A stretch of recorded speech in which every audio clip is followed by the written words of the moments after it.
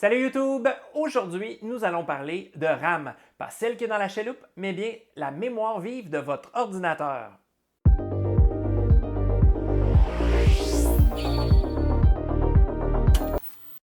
De l'anglais Random Access Memory, c'est un peu comme la table de travail de votre ordinateur. Imaginez un peu le bureau que vous avez à la maison lorsque vous travaillez. Vous y déposez vos crayons, vos outils que vous allez avoir besoin pour exécuter la tâche que vous êtes en train d'accomplir. C'est la même chose pour votre ordinateur. Votre processeur se sert de cette mémoire pour instaurer les programmes qui sont en cours d'exécution, les informations pertinentes à ceux-ci et tout ce que vous pouvez avoir d'ouvert sur votre bureau grosso modo. Si seulement c'était aussi facile de rajouter de la mémoire dans ma tête comme ce l'était dans vos ordinateurs, peut-être que j'arrêterais de tout oublier. Mais qu'est-ce que la RAM? Comme mentionné, ça vient de l'anglais le Random Access Memory, c'est-à-dire que votre processeur peut accéder aléatoirement à n'importe quelle cellule de mémoire contenue sur votre barrette. Les barrettes de mémoire moderne sont composées de millions de cellules mémoire. Imaginez un peu comme des cartes SD empilées une par-dessus l'autre en colonne, qu'on appose une à côté de l'autre. C'est un peu ça qu'on trouve sur votre mémoire vive. Mais je vulgarise énormément, c'est beaucoup plus complexe que ça. Et chacune de ces cellules mémoire n'a qu'un seul travail à faire, tenir un 1 ou un 0, vous l'aurez deviné, comme tout ce qui est informatique. C'est du binaire. En n'importe quel moment, votre CPU peut aller interroger une cellule de mémoire en l'adressant par colonne et par rangée. Comme expliqué précédemment dans la vidéo sur le CPU qui devrait être ici, ici, là ou en tout cas, elle va être en quelque part ici.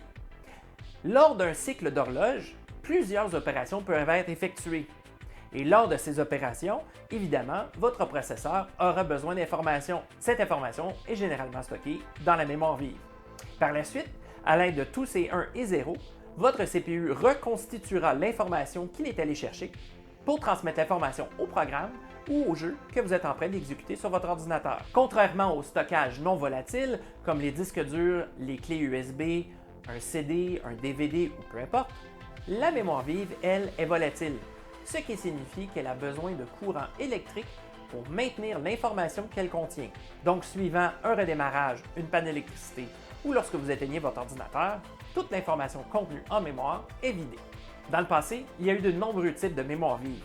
Mais de nos jours, la presque totalité de la mémoire que nous retrouvons sur le marché est de la SDRAM. Alors, je vais me concentrer sur cette dernière. Nous avons déjà expliqué ce que signifie RAM, alors voyons maintenant ce que c'est SD. Le SD vient de Synchronous Dynamic ou synchronisation dynamique. C'est-à-dire que cette mémoire a une fréquence propre à elle, mais est également synchronisée à l'horloge du système.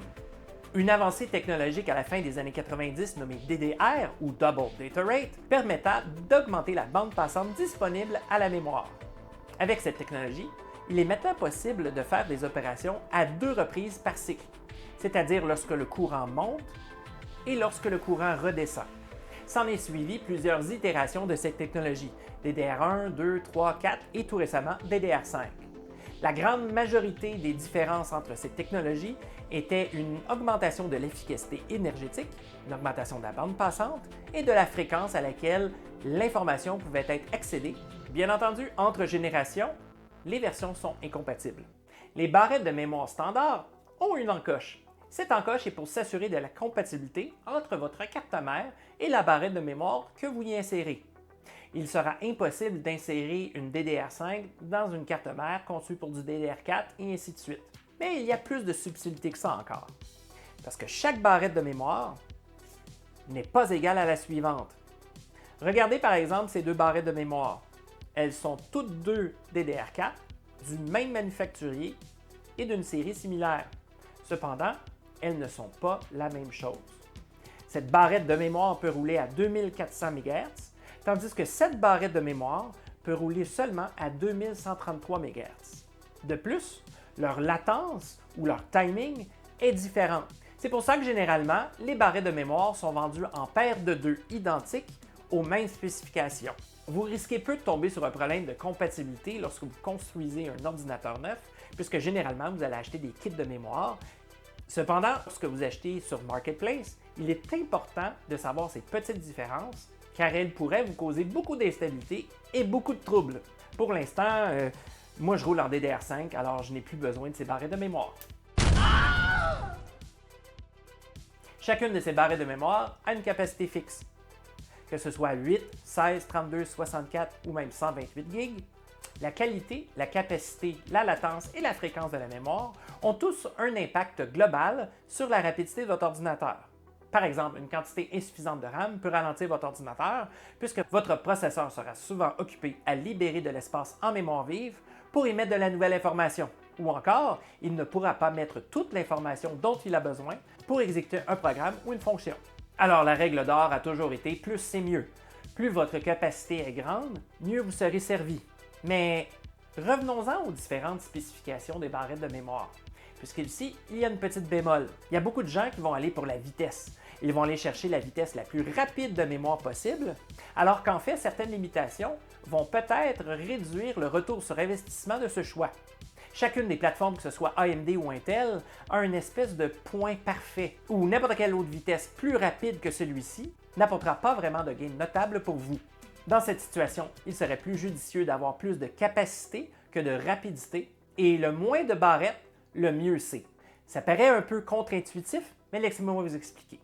C'est que l'autoroute qu'utilise votre processeur pour parler avec la mémoire est partagée par toutes les barrettes, et généralement sur 2 canaux. C'est pour ça que certains manufacturiers encodent en couleur les emplacements à mémoire vive pour vous faire savoir quels sont les canaux de mémoire vive. Sinon, l'information, bien entendu, se retrouve dans le manuel. N'oubliez pas, RTFM, Read the Manual. Oui, c'est vrai, le nombre de barrettes, je me perdais encore. Désolé. Vous savez, TDAH. Donc, prenez par exemple un kit de 32 GB. Vous avez dans le PC A 4 barrettes de 8 GB. Dans le PC B, vous avez 2 barrettes de 16 GB. Dans ces deux situations, même si toutes les autres composantes du système sont identiques, le PCB, généralement, roulera de façon plus fluide et plus rapidement. Alors jusqu'ici, même si on va parler encore de plus de chiffres et de plus d'informations, rappelez-vous de ceci. Moins de barrettes pour la même capacité, c'est mieux. Pas trop compliqué à retenir. Maintenant, souvent, vous allez entendre parler sur les forums, sur YouTube ou autres, des timings de la mémoire vive. Il s'agit du temps en cycle d'horloge interne d'ordinateur que prend votre mémoire à être capable de processer une information ou une requête. C'est cette série de 4 chiffres parfois mentionnée lorsqu'il est question de mémoire. La plus importante de celle-ci, c'est la latence CAS ou la CAS Latency. Il indique le nombre de cycles de l'horloge nécessaires avant que la mémoire soit capable de fournir l'information se trouvant dans une cellule de mémoire une fois que l'adresse lui a été donnée. Par exemple, un CL16 signifie que la RAM pourra accéder à l'information 16 cycles d'horloge après avoir reçu la demande. Il y aurait d'autres timings comme le TRCD, le TRP et le TRAS, que ce soit donc pour l'activation d'une ligne de mémoire, précharger une nouvelle ligne ou la durée qu'une ligne reste activée. Puis finalement, il y aura le CR ou le Command Rate, qui signifie la fréquence à laquelle les commandes peuvent être acceptées et traitées par la RAM. Mais encore une fois, vous n'avez pas besoin de vous souvenir de tout ça. Le plus important, c'est vraiment le premier de ces chiffres, qui est la latence CAS. Pour les plus soucieux de performance d'entre vous, n'oubliez pas d'ajuster les timings de votre mémoire dans votre BIOS pour vous assurer qu'elle roule à la bonne fréquence. Je vais faire une vidéo complète dans le futur sur les configurations du BIOS qui touchera également sur l'overclocking, puisque c'est dans le BIOS que nous allons retrouver tous ces paramètres. C'est bien beau tout ça, mais combien est-ce que vous en avez vraiment besoin? C'est souvent la question qui est posée. De façon générale, dans un système moderne, 32 GB de mémoire vive est amplement suffisant. Certains d'entre vous ont probablement plus que ça, mais pour le commun des mortels, 32 GB est plus que suffisant. Vous aurez probablement besoin de plus de mémoire si vous faites de l'édition vidéo, de l'édition photo, ou si vous avez des programmes qui nécessitent un nombre spécifique de mémoire vive pour bien fonctionner. Généralement, vous retrouverez cette information dans les recommandations pour rouler le logiciel en question ou le jeu en question. Vous devriez y retrouver le minimum requis, ce qui est recommandé, et le maximum pour la performance. Un autre type de mémoire vive très spécialisé se retrouve dans chacun de vos PC également. Il s'agit de la GDDR ou de la Graphic Double Data Rate Memory. C'est une mémoire propre à votre processeur graphique qui se retrouve sur celui-ci. Nous allons en parler de façon plus approfondie dans la prochaine vidéo de notre série qui devrait porter sur les cartes graphiques. Alors, j'espère que vous garderez un peu de ce que je viens de vous apprendre en mémoire. Et comme toujours, merci d'avoir écouté. N'oubliez pas de partager avec vos amis, de faire un like, de commenter et de vous abonner à la chaîne. Tous ces gestes vont pouvoir m'aider à avoir une meilleure visibilité sur la plateforme YouTube. Et qui sait, peut-être avoir un jour un commanditaire. Moi, en tout cas, c'est pas pour demain la veille, hein? Merci d'avoir été au rendez-vous et on se voit à la prochaine vidéo pour parler de cartes graphiques.